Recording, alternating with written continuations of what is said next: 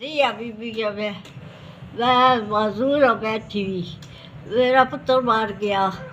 वो मैं इधे बैठी आ अपनी अगो मैं मंजी ते बैठी आ दो असी बाबा दिया घरा मर गया पुत्र ही मार गया जाई के सच बैठे मजदूर आ अखा कोई नहीं मजदूर आ अखा कोई नहीं बैठी आ कमाने वाला कोई नहीं बीमारी च रोकनी लगी है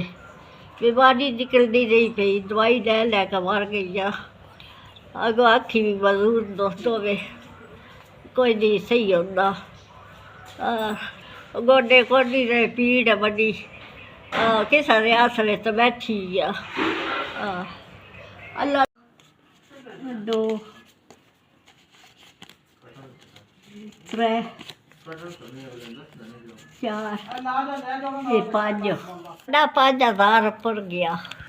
रजा गया तो फौजिया ये मेरा पड़ गया अल्लाह माला दे दे अल्लाह वड्डी जिंदगी हो दे जी तुस साडी इमदाद की है मैं दवाई दारू ले सा